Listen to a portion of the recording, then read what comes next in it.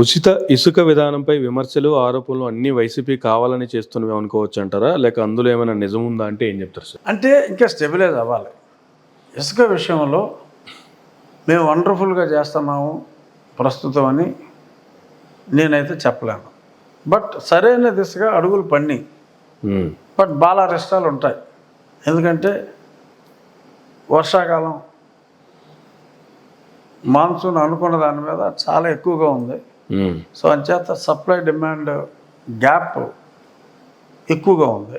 So కాబట్టి కొంత తడబాటు ఉన్నమాట వాస్తవం. బట్ ఆలోచన మంచిది. డెఫినెట్గా వైసీపీ ప్రభుత్వం ముక్కు మీద వేలేసుకునేలాగానే ఉండబోతుంది. అల్టిమేట్గా కామెంట్లు చేసే అవకాశం ఉండదు. ఎందుకంటే intention is very clear. But బాలా రెస్టాలు తక్కువ స్టాక్ ఉండటం, ఇనీషియల్గా సిస్టమ్ స్టెబిలైజ్ అవ్వటం కొంత, ఎందుకంటే ఈయనకి డిఫరెంట్గా చేయాలి, ఉచితంగా అంటే ఆ కాస్ట్ ఇవ్వాలి, actual transport cost, digging cost వరకు పెట్టుకుని ఇవ్వాలి, ఉచితంగా ఇవ్వాలి అని ఉంది. ఉచితంగా ఇవ్వటం అంటే కాస్ట్ అని, not adding any profit. But ఉచితంగా ఇస్తున్నారు, ఉచిత ఇసుక అనేటప్పటికి కొంతమంది అర్థాలు మార్చేసి మాట్లాడుతున్నారు. ఇదేంటిది 400 తీసుకుంటున్నారు కదా టన్నుకి, ఇది ఉచితం ఏంటి ఇలాగా. That is wrong. అంటే ఆ టైటిల్ రాంగ్ వల్ల కొంత అపార్థం వచ్చింది. ఫ్రీ ఇసుక అనేటప్పటికి ఎవరికాడు ఆ టోటల్ ఫ్రీ అనుకున్నందువల్ల వచ్చిన ప్రాబ్లం అది. ఆ టైటిల్ తవ్విన ధరకే ఇసుక అంటే ఇంకొంచెం బెటర్గా ఉండేది. ఉచిత ఇసుక అనేటప్పటికి ప్రభుత్వం ఇంకా ఖర్చు పెట్టేసి టన్నుకి 200, 300 ఖర్చు పెట్టేసి వాళ్ళే తవ్వేసి, లేకపోతే ఏమన్నా మేము ఇల్లు కట్టుకుంటున్నాం బాబు గారు అని చెప్పి అక్కడ కాగితం పెడితే ఇంటికి తీసుకొచ్చి ఇచ్చేసి ఇలాగా ఓ ఫీల్ అయితే వచ్చింది జనాలకి ఉచిత ఇసుక అనేటప్పటికి. ఆ ఫీల్ రాంగ్. ఆ ఫీల్ గుడ్ ఫ్యాక్టరీలో వచ్చిన అపోహలు ఇవన్నీ సర్దుకుంటాయి. కొంచెం అవైలబిలిటీ పెరుగుతుంది, అవగాహన కూడా కల్పించాలి. ఆ టైటిల్ మార్చాలి.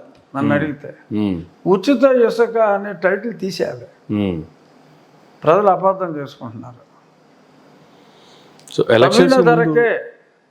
తవ్విన ధరకే ఇసుక ఇవ్వబడను అంటే దట్ వుడ్ బి లాజికల్.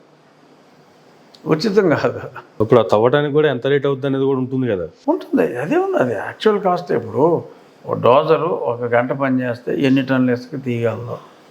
కొన్ని చోట్ల ఈ ఫిషర్మెన్ తీస్తారు, అది కొంచెం ఎక్కువ కాస్ట్. సో నది మధ్యలో ఇలా డోజర్లు వెళ్ళి ఎక్విప్మెంట్ తోటి తీయకూడదని సుప్రీంకోర్టు మార్గదర్శకాలు ఉన్నాయి. అక్కడ ఈ పంటల మీద వాటి మీద వెళ్ళి బోట్లో లోడ్ చేస్తారు ఈ ఫిషర్మెన్. అలా అసోసియేషన్లు అవి ఉంటాయి. అది కాస్ట్ ఎక్కువ అవుతుంది, manual cost. So manual cost ఎక్కువ అవుతుంది కాబట్టి కాస్ట్ ఆఫ్ డిగ్గింగ్ ఎక్కువ ఉంటుంది కొంచెం.